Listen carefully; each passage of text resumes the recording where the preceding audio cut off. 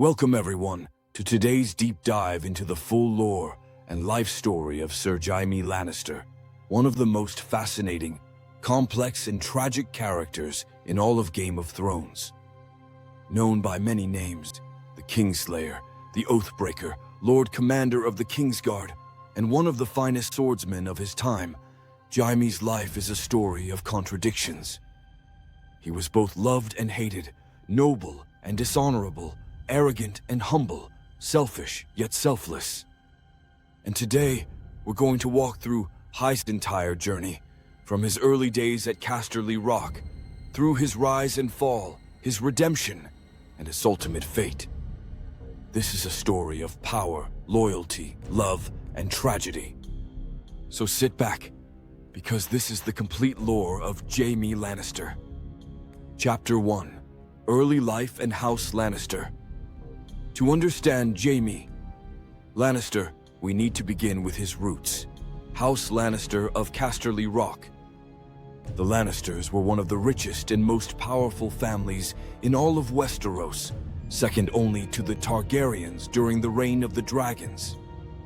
The seat of the house was Casterly Rock, an immense fortress built on a rocky cliff overlooking the Sunset Sea. Their words, "Hear me roar," and their unofficial motto, "A Lannister always pays his debts," became synonymous with their power and wealth. Jaime was born in 266 AC to Lord Tywin Lannister and Lady Joanna Lannister. He had two siblings, his twin sister Cersei and his younger brother Tyrion. While Tywin was a man of immense authority and ruthlessness, Joanna was remembered as kind and loving, though she died when Tyrion was born. From a young age, Jaime was groomed for greatness.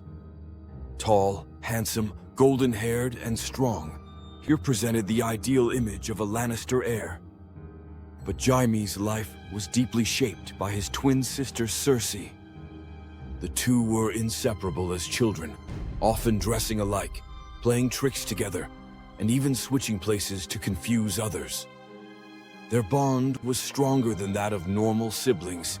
It was an obsessive, almost spiritual connection, which later turned into a secret and forbidden romance.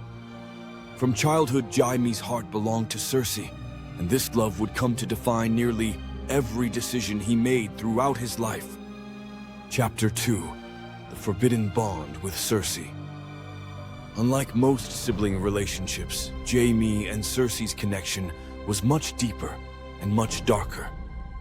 As teenagers, their relationship became romantic and physical, something they hid from the world at all costs. To Jaime, his love for Cersei was all-consuming. He would later risk everything, his honor, his reputation, and his life, to protect her and their bond. This relationship would become a shadow over his life, forcing him into choices that contradicted his vows, his duties, and his reputation as a knight. Tywin, however, had other plans. He sought to marry Cersei into royalty, and Jaime into a position of great power. But fate and politics had different paths in store. Chapter 3: The Young Knight. By the age of 15, Jaime had already proven himself as one of the most gifted swordsmen of his generation.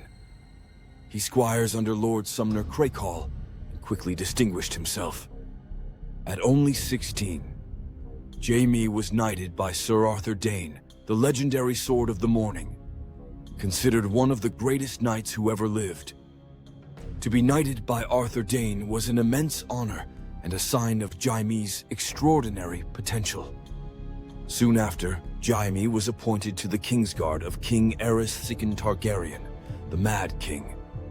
At just 18 years old, he was the youngest knight ever to be given this honor. But this appointment was not born of admiration. It was political maneuvering. King Aerys named Jaime to the Kingsguard as a way to spite Tywin Lannister, who at the time was his hand. By placing Jaime in the Kingsguard, Aerys stripped Tywin of his heir to Casterly Rock, binding Jaime's life to the king instead of to his father's house. This moment created a rift between Jaime and Tywin. Jaime, though honored, had unwittingly become a pawn in the Mad King's game of power. And his vows to the Kingsguard, vows of celibacy, loyalty, and honor, now stood in direct conflict with his secret love for Cersei. Chapter 4. Serving the Mad King. Life under King Aerys II was far from glorious. The Mad King was increasingly paranoid, cruel, and sadistic. He delighted in torturing his enemies, burning men alive with wildfire, and humiliating his courtiers. Jaime, sworn to protect the king, was often forced to stand by as atrocities were committed. Though he had sworn an oath, he struggled with the conflict between duty and morality. As tensions grew across Westeros, Robert's rebellion began. A civil war sparked by the kidnapping of Lyanna Stark and fueled by the Mad King's cruelty. Jaime remained by Aerys' side as the rebellion unfolded. But as Tywin Lannister marched on King's Landing under the guise of loyalty, Aerys' paranoia reached new heights. Chapter 5. The Birth of the Kingslayer. The defining moment of Jaime's life came at the end of Robert's rebellion. When Tywin's forces entered King's Landing, Aerys demanded Jaime bring him his father's head. Instead, Tywin's men began the sack of the city. In his madness, Aerys commanded his pyromancers to ignite caches of wildfire hidden throughout King's Landing, intending to burn the entire city and its people, rather than let it fall to Robert Baratheon. Jaime was faced with an impossible choice: uphold his sacred vows to protect the king, or save hundreds of thousands of innocent lives. In that moment, Jaime made his decision. He drew his sword and slew the Mad King, stabbing him in the back before slitting his throat. Then, he killed the pyromancer, who had been ordered to light the wildfire, preventing the city's destruction. Jaime saved King's Landing, but in doing so, he became the Kingslayer. His act, though heroic, was seen as a betrayal of his vows. To the world, he was a dishonorable oath-breaker who had stabbed his king in the back. Jaime never revealed the truth of why he did it, carrying the burden of his secret alone. From that day forward, his reputation was forever tarnished. Chapter 6. Life after the Rebellion. After Robert's victory, Jaime remained in the Kingsguard, serving under King Robert Baratheon. His relationship with Cersei continued in secret, and together they conceived 3 children: Joffrey, Myrcella, and Tommen. But to the realm, these children were believed to be Robert's.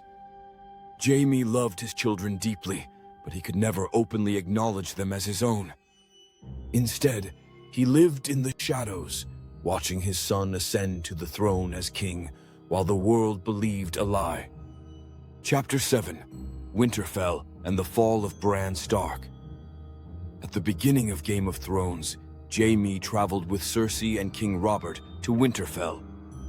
It was there that one of the most pivotal events of the entire series took place. Young Bran Stark, climbing the towers of Winterfell, stumbled upon Jaime and Cersei together in a compromising moment. To protect their secret, Jaime pushed Bran from the window, uttering the infamous line, "The things I do for love." This act set into motion a chain of events that would ripple across all of Westeros: Bran's fall, the Starks' suspicions, and ultimately the bloody war of the 5 kings. Chapter 8. Captivity and Brienne of Tarth. During the war, Jaime was captured by Robb Stark's forces and held as a valuable prisoner. It was during his captivity, and especially during his journey with Brienne of Tarth, that we began to see a new side of Jaime. At first, he mocked Brienne relentlessly, arrogant and disdainful. But as they traveled together, a bond of mutual respect grew between them. Brienne reminded Jaime of the knight he once dreamed of being, a true knight, not one tarnished by dishonor and scorn. Chapter 9. The Loss of His Hand. While being escorted by Locke and his men, Jaime suffered one of the most devastating blows of his life. His sword hand was cut off. This moment shattered him. Jaime, once one of the greatest swordsmen in Westeros, was now crippled, his identity torn away. For a man whose pride and reputation were tied to his skill with the blade, this was humiliation beyond measure. But it also became the turning point in his story, the moment that forced Jaime to redefine who he was beyond the sword. Chapter 10. A New Jaime, Honor and Reflection. Humbled, broken, and scarred, Jaime slowly began to rebuild himself. With Brienne's influence, Hera discovered his sense of honor. He chose to act selflessly, protecting her, keeping his promises, and even later freeing his brother Tyrion when he was condemned to die. Jaime's journey from arrogance to humility, from dishonor to redemption, became one of the richest character arcs in the series. Chapter 11. The War Against the Dead. Jaime's redemption reached its peak during the Great War against the Night King and the army of the dead. He rode north to Winterfell, choosing to fight for the living rather than remain by Cersei's side. He stood in the Hall of Winterfell and faced Daenerys, Sansa, and Bran, answering for his past crimes. Despite their mistrust, he fought valiantly in the Battle of Winterfell, defending the castle walls alongside Brienne and the others. In this battle, Jaime truly became the knight he had once aspired to be. Chapter 12. Return to Cersei. Yet for all his growth and redemption, Jaime could never truly escape Cersei's hold over him. Despite finding respect and love with Brienne, Jaime ultimately returned to King's Landing to be with Cersei in her final days. His loyalty to her, born from a lifetime of obsession and love, pulled him back to her side, even as the world collapsed around them. Chapter 13. The Death of Jaime Lannister. In the final days of the war, Daenerys laid waste to King's Landing with dragonfire. Jaime and Cersei were trapped beneath the Red Keep as it collapsed. Holding each other, they died together, buried in the rubble of the castle that had defined their lives. It was a tragic end, not just for Jaime, but for the love that had bound and doomed him. Chapter 14. Lusgies. Jaime Lannister's story is one of contradictions. To some, he was always the Kingslayer, a dishonorable man who broke his oaths. To others, he was a hero, the man who saved King's Landing from destruction. His life was defined by love, both its beauty and its destructiveness. He was a man who longed to be remembered as a true knight, but struggled with the choices he made out of loyalty, passion, and survival. In the end, Jaime Lannister's legacy is that of a deeply human character, flawed, conflicted, yet capable of growth and redemption. His story is a reminder that honor and dishonor are not always as simple as the songs make them out to be. And that is the complete lore of Jaime Lannister, from his birth at Casterly Rock to his tragic death beneath the Red Keep. Few characters in Game of Thrones embody the themes of love, loyalty, and redemption as richly as Jaime. If you enjoyed this journey through his life, be sure to like, comment, and subscribe for more deep lore breakdowns. Let me know which character you'd like to see covered next. Until then, thanks for watching, and remember, a Lannister always pays his debts.